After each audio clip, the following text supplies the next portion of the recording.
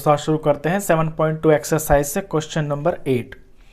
If A and B are -2 and 2 4 respectively, दो points हैं A और बी, ये दोनों आपको दिए हुए हैं। Find the coordinates of P such that A P is equal to 3/7 of A B and P lies in the line segment A B. एक लाइन ए बी है, उसके ये दो कॉर्नर्स दिए हुए हैं आपको, एंड पॉइंट्स, और वहीं पे कोई पॉइंट पी है जो कि इसके बीच में लाई करता है, और A P 3/7 of A B है। तो आपको पी के कोऑर्डिनेट्स पता करने हैं। तो देखिए क्वेश्चन इस तरह से है कि आपको एक लाइन दी हुई है और उसका नाम है ए बी। ए और बी के आपको कोऑर्डिनेट्स भी दिए हुए हैं, ये है -2 और -2।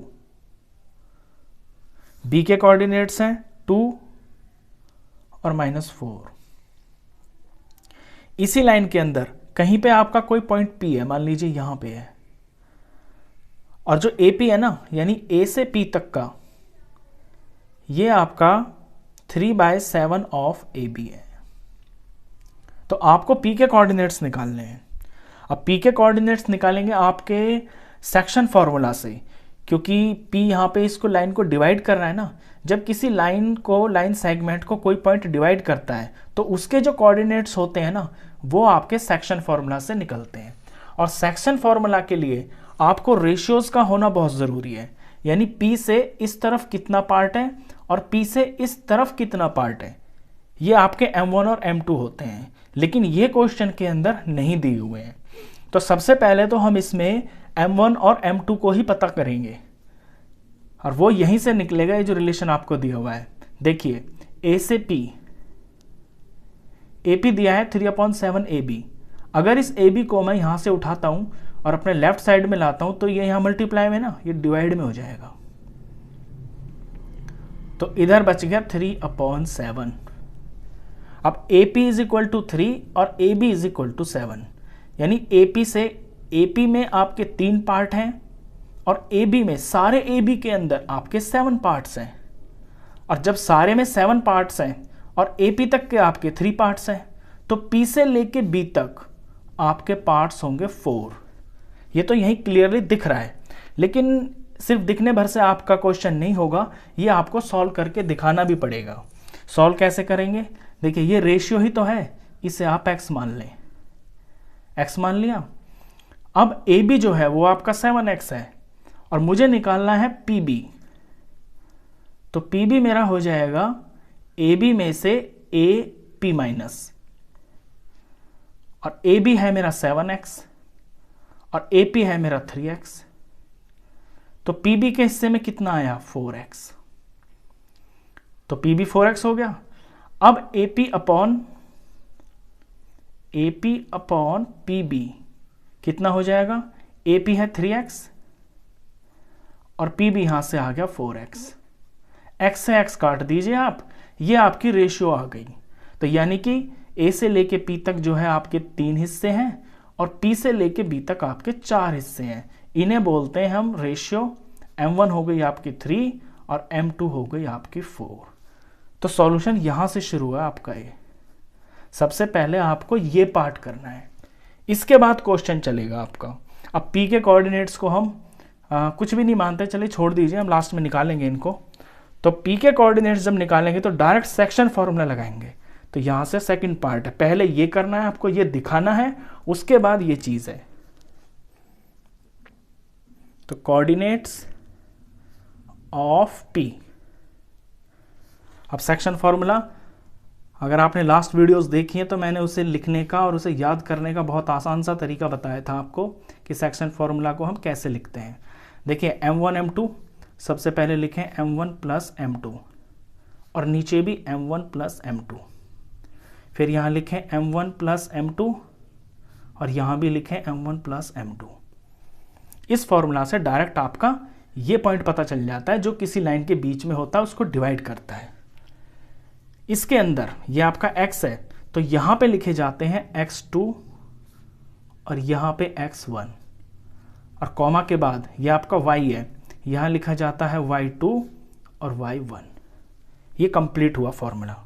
अब इसके अंदर जो आपका पहला पॉइंट है वहाँ से आपको 1 मिलेंगे, यानी ये जो a है ना इसमें आपके 1 हैं, तो x वाला x1 और y वाला y1, और b में आपके 2 हैं, ये x2 है आपका और ये है आपका y2, और m1 m2 ये रहे आपने जो निकाले हैं। तो जस्ट सिंपली आपको वैल्यू पुट करनी है इस फॉर्मूले में और आपका आंसर तैयार। तो चलिए वैल्यू पुट करते हैं।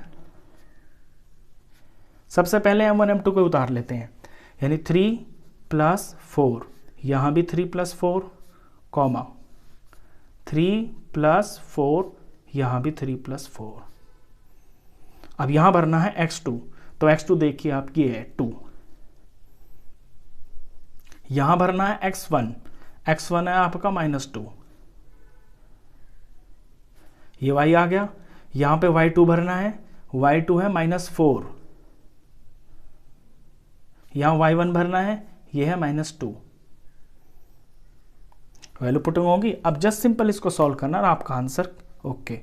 3 2 6 और 4 2 8 और माइनस प्लस माइनस माइनस हो गया, तो माइनस का 8 अपॉन में 3 + 4 7, कॉमा 4 3 12, माइनस का 12,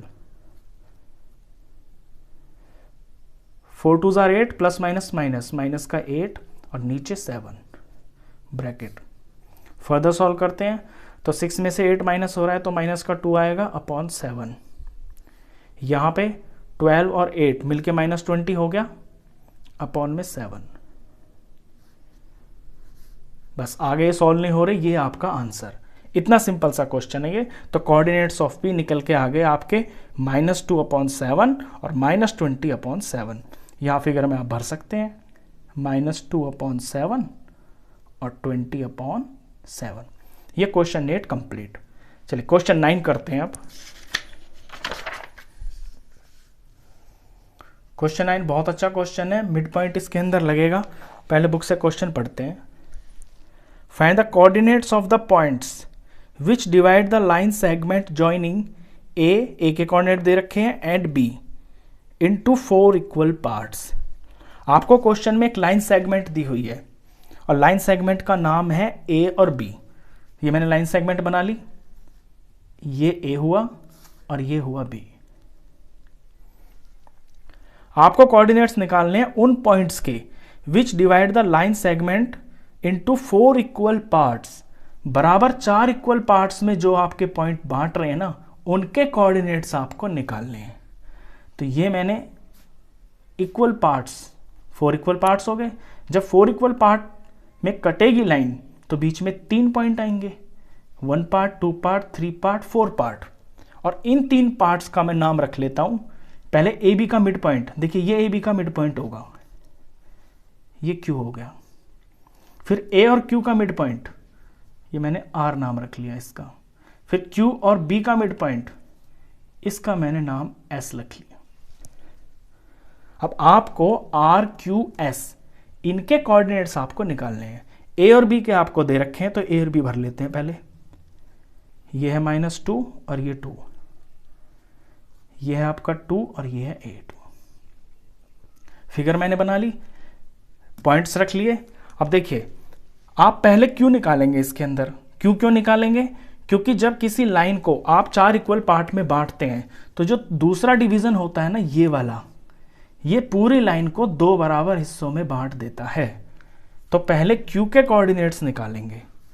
तो इन फिगर ऐसे लिखना आप, Q is mid point of A B.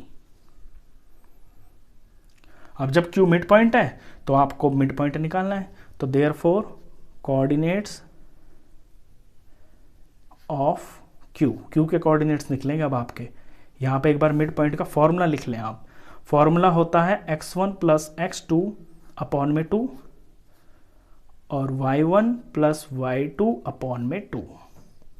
इस फॉर्मूले से डायरेक्ट जो है ना, किसी भी लाइन सेगमेंट का मिड पॉइंट के कोऑर्डिनेट्स निकल जाते हैं। अब वैल्यू पुट करते हैं। देखिए इसमें आपके 1 और 2 क्या होंगे? जो a के कोऑर्डिनेट्स है ये आपके 1 है, यानी कि ये हुआ x1 और ये हुआ y1। और जो b है ये 2 है आपके, तो ये हुआ x2 और ये हुआ y2। अब यहाँ से देख के इसमें वैल्यू पुट करते हैं। x1 की जगह लेना है -2, x2 की जगह लेना है 2 अपॉन में 2, कॉमा y1 की जगह 2 लेना है और y2 की जगह लेना है प्लस का 8 अपॉन में 2। -2 + 2 यहाँ पे 0 हो गया, 0/2, कॉमा 8 और 2 10 हो गया बाई 2। फर्दर सॉल्व किया तो 0 को 2 से डिवाइड करेंगे तो 0 आया और 10 को 2 से डिवाइड करेंगे तो आया आपका 5। तो Q के कोऑर्डिनेट आपको पता चल गए, ये है 0 और 5। अच्छा, अब पूरी लाइन को आप मत देखिए, अब आप सिर्फ यहां से यहां तक देखिए, A से और Q तक। अब A से Q तक आप एक लाइन सेगमेंट मान लें, तो उसके हिसाब से आपका ये जो R पॉइंट है ये A और Q का मिड पॉइंट हो गया ना। तो अब R के कोऑर्डिनेट निकालने के लिए आप अपने A और Q के कोऑर्डिनेट्स का यूज करेंगे। तो लिखेंगे ऐसे, अब R के लिए करेंगे हम, अब लिखेंगे R is mid point of AQ। तो देयरफॉर कोऑर्डिनेट्स ऑफ R, तो R के कोऑर्डिनेट्स क्या हो जाएंगे, AQ का मिड पॉइंट। भाई AQ का मिड पॉइंट ही तो R के कोऑर्डिनेट्स होंगे और मिड पॉइंट निकलेंगे आपके मिड पॉइंट फॉर्मूला से। अब मिड पॉइंट फॉर्मूला आप बार बार ना लिखें, एक बार आपने लिख दिया एक क्वेश्चन में, दैट इज ओके। यहां आप डायरेक्ट वैल्यू पुट करें। इसमें लिखना है आपको x1 x2। अब देखिए x1 तो और y1 तो यही हो जाएंगे, क्योंकि यहां से आपका AQ लाइन की शुरुआत है और खत्म यहां पे है। तो जब AQ लेंगे ना आप, तो फिर ये आपके x2 और ये आपका y2 हो जाएगा R के लिए। तो x1 + x2 यानी -2 + 0, -2 + 0 अपॉन में 2, और y1 + y2 यानी 2 + 5 अपॉन में 2। सॉल्व करते हैं, -2 + 0 तो -2 ही होगा अपॉन में 2, कॉमा 5 और 2 7 हो गया, 7/2। फर्दर सॉल्व करेंगे तो -2/2 हो गया -1, कॉमा 7/2। तो ये आपके R के कोऑर्डिनेट्स आ गए, पुट कर दीजिए अपनी फिगर के अंदर, -1 7/2। ठीक है, R हो गया, Q हो गया। अब आप पूरी लाइन को ना देखें, अब आप सिर्फ यहां से इसे देखना शुरू करें, Q से लेकर B तक। अब Q से लेकर B तक आपकी एक लाइन सेगमेंट हो गई और इसके अंदर जो S है ना, ये आपका मिड पॉइंट हो गया QB का। तो अब इसको लेंगे हम, पहले लिखेंगे Q is mid point of, sorry S है, ये लिखना है S is mid point of QB। तो therefore coordinates of S, coordinate of S क्या हो जाएंगे, QB का मिड पॉइंट। और मिड पॉइंट का फॉर्मूला आप चलिए फिर से लिख देते हैं, एक बार रिवीजन हो जाएगा आपका, x1 x2 अपॉन में 2 और y1 + y2 अपॉन में 2।